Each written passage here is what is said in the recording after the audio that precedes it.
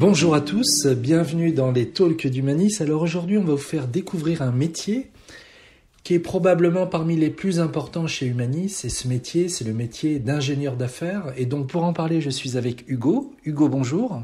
Bonjour Cyril. Donc Hugo, tu es ingénieur d'affaires chez Humanis. Depuis combien de temps ? Tout à fait, je suis ingénieur d'affaires chez Humanis depuis 1 an et demi aujourd'hui. D'accord. Déjà, est-ce que tu peux te présenter ? Bien sûr, j'ai 25 ans, je suis ingénieur d'affaires, comme je l'ai dit, chez Humanis depuis 1 an et demi aujourd'hui. J'interviens plus particulièrement sur le périmètre bancaire, puisque j'adresse des comptes banques publiques, comme la Caisse des dépôts et la Banque de France. Et avant d'être ingénieur d'affaires, tu as quel parcours ? Après le bac, j'ai décidé de faire une licence plutôt orientée management international. Donc D'accord. j'ai fait une première licence à l'ESC Toulouse. Par la suite, j'ai senti que je n'étais pas assez formé, que j'avais pas vu suffisamment de choses, donc j'ai souhaité prolonger cette formation et j'ai fait un master orienté e-commerce, digital. À la fin de cette formation-là, je suis intervenu chez Amazon sur le développement de l'activité au sein de la catégorie beauté. C'est un peu particulier et c'est vrai que comme ça, tout naturellement, suite à un contact d'un ami chez Humanis, je me suis orienté un petit peu vers le poste d'ingénieur d'affaires. Et donc, qu'est-ce qui t'a attiré, toi, dans le métier d'ingénieur d'affaires ? Il y a plusieurs choses aujourd'hui dans le métier qui est très intéressant. C'est un métier qui est très complet, où on va toucher un petit peu l'ensemble des aspects, que ce soit la partie commerciale, la partie management, la partie RH, parce qu'il y a aussi un fort potentiel, il y a une grosse activité autour du recrutement, et enfin une activité autour du pilotage de notre activité, puisque nous devons aujourd'hui forcément suivre nos marges, piloter notre périmètre. Donc, qu'on comprenne bien ton métier d'ingénieur d'affaires. Donc, j'imagine quoi ? Tu as un objectif à réaliser. C'est quoi exactement un métier d'ingénieur d'affaires ? Aujourd'hui, donc, un poste d'ingénieur d'affaires, on peut assimiler ça un petit peu à un poste de commercial. L'objectif, c'est que l'on arrive sur un périmètre d'activité qui, pour moi, est la Banque de France et la Caisse des dépôts, D'accord. avec comme pour objectif de développer notre présence chez ce client. Donc aujourd'hui, nous vendons du conseil, donc que ce soit sous forme de prestations de services avec des consultants qui vont intervenir en full-time ou que ce soit des expertises sur des projets donc pluriannuels où on va vraiment accompagner le client sur le développement d'une application en particulier sur une plus ou moins longue durée. Après, sur l'activité au quotidien de l'ingénieur d'affaires, il y a donc 4 briques essentielles pour moi. La première, c'est la partie commerciale. Donc, on arrive sur un périmètre, il y a forcément une activité de prospection à réaliser qui déboucheront sur des rendez-vous avec des clients où là, il va falloir comprendre le besoin de ce client et forcément adresser une solution. Donc là, il y a aussi un aspect négociation qui va forcément être très intéressant puisque le client a un budget, a des idées, mais on a aussi de notre côté d'autres problématiques. Et enfin, forcément, comme on est sur des comptes, des très grands comptes publics, il y a la gestion de tout ce qui est appel d'offres qui doit être réalisé au quotidien.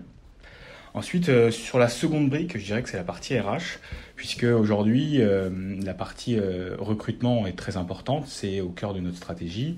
L'idée, c'est que notre ressource numéro 1, c'est nos consultants.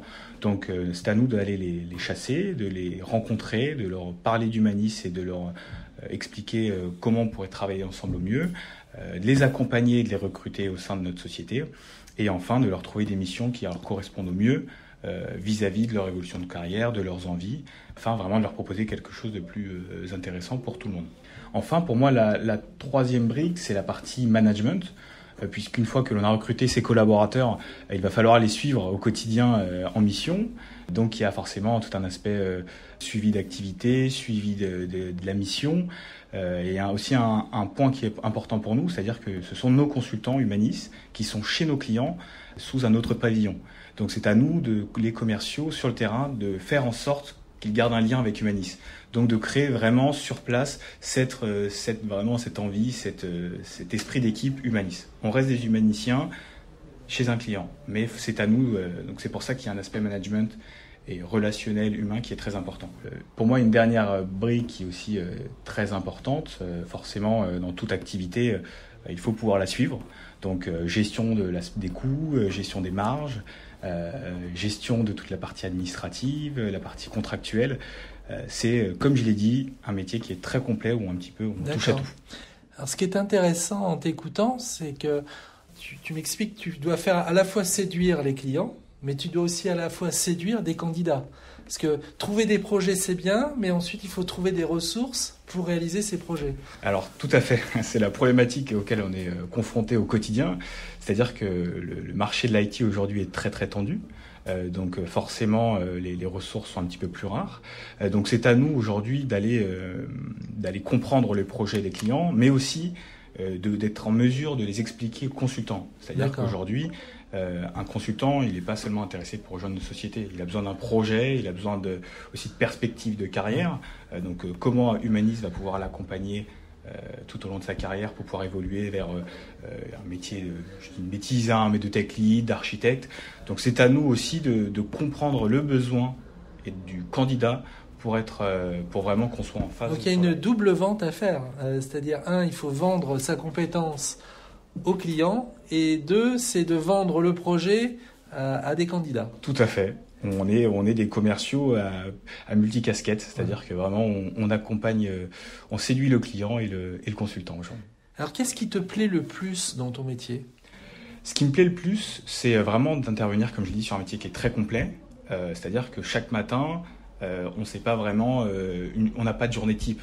Il y a tellement de problématiques auxquelles on peut être confronté, qui sont différentes, qui fait qu'on doit s'adapter, apprendre pour la prochaine fois pouvoir l'anticiper au mieux. Et forcément, ça permet d'avoir une activité au quotidien qui n'est pas redondante. Et ça, c'est le plus intéressant aujourd'hui. Et qu'est-ce qui te plaît le moins ? Qu'est-ce qui me plaît moins ? Comme tout commercial, je pense, c'est toute la partie administrative, forcément. D'accord.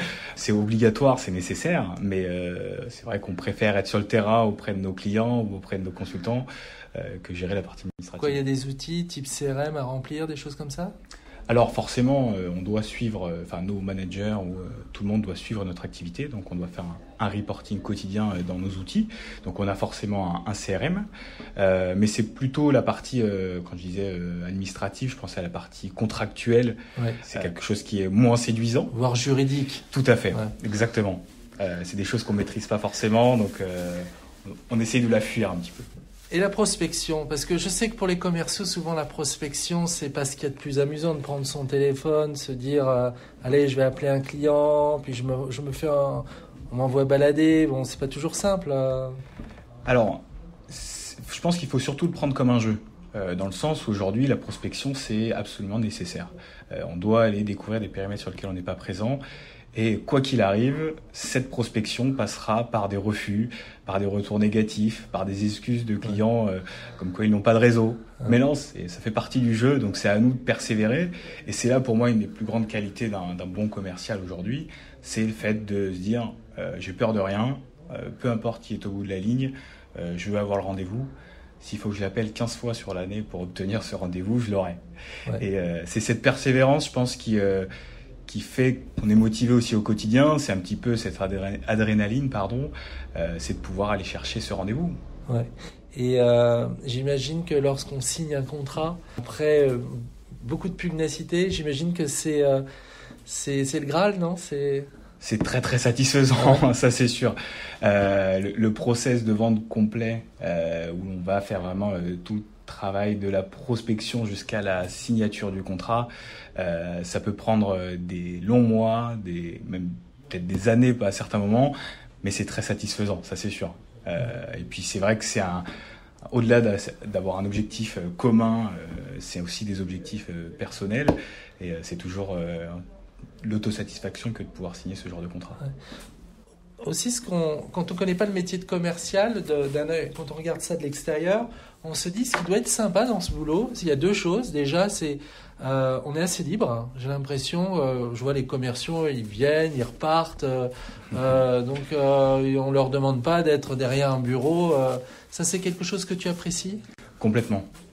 Aujourd'hui, c'est nécessaire pour nous d'être sur le terrain avec un de nos consultants, parce que c'est la première ligne, ils travaillent sur les projets, ils sont au courant de tout, donc forcément c'est important de tout savoir pour nous, donc d'être sur le terrain, mais aussi pour pouvoir des clients. Il faut savoir que certaines opportunités sont faites juste en étant présent à la cafétéria d'un client, juste en le voyant dans un couloir. Ah bah tiens, j'ai ce besoin-là, est-ce que tu pourrais m'aider ?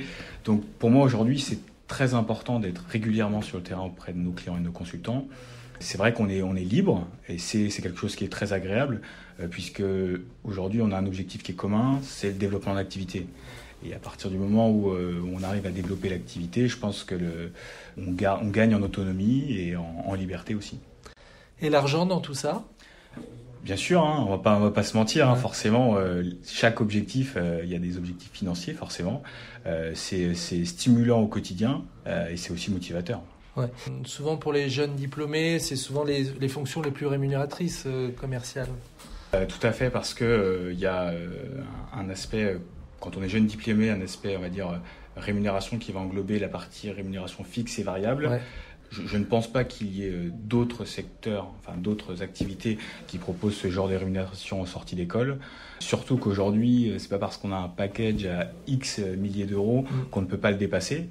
Donc c'est pour ça que c'est un bon commercial a aussi tout intérêt à performer puisqu'il va forcément être mieux rémunéré. Sachant que c'est plutôt sympa d'être ingénieur d'affaires dans l'informatique parce que les projets sont là.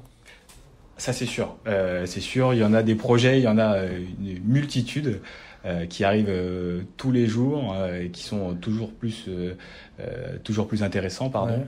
Ouais. Et il y a toujours de l'activité. Ouais. Et en plus, travailler pour des banques, de grandes entreprises, c'est quand même beaucoup plus valorisant que peut-être faire parce qu'on a des commerces qui font du porte-à-porte chez des particuliers. C'est peut-être plus... c'est quand même beaucoup plus noble. Je veux pas dénigrer non plus les personnes qui réalisent ce genre de choses, mais c'est vrai que c'est... alors, encore plus sur le secteur bancaire, on intervient sur des projets qui sont stratégiques, puisque, juste pour citer rapidement, côté Banque de France, on a des projets sur le lutte anti-blanchiment qui sont très, on va dire, secrets, mais très intéressants. Et on se rend compte vraiment de l'envers du décor qu'il y a derrière toute cette chasse, etc. Et c'est vrai que sur un métier un petit peu différent, j'aurais pas eu l'occasion de rencontrer ce genre d'informations ou ce genre de sujet. Et intellectuellement, c'est sûr que c'est très intéressant. Ouais. Et un autre exemple côté Caisse des dépôts, aujourd'hui on intervient sur l'application du compte personnel de formation. Donc c'est quand même une application qui est suivie en direct par le ministère.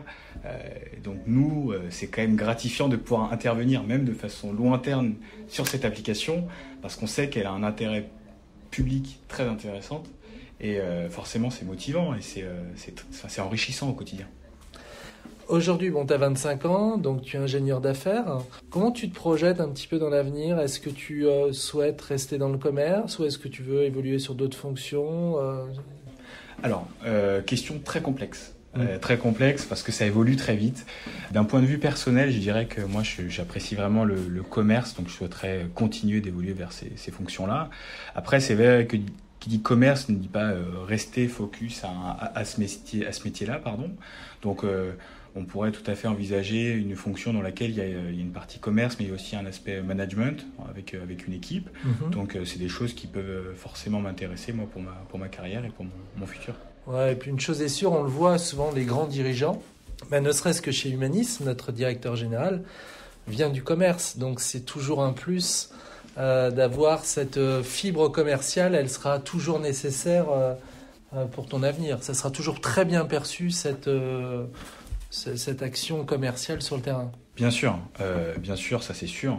Le fait d'être passé par le commerce, que ce soit dans ce secteur ou sur un autre secteur, c'est très important pour comprendre l'ensemble des problématiques.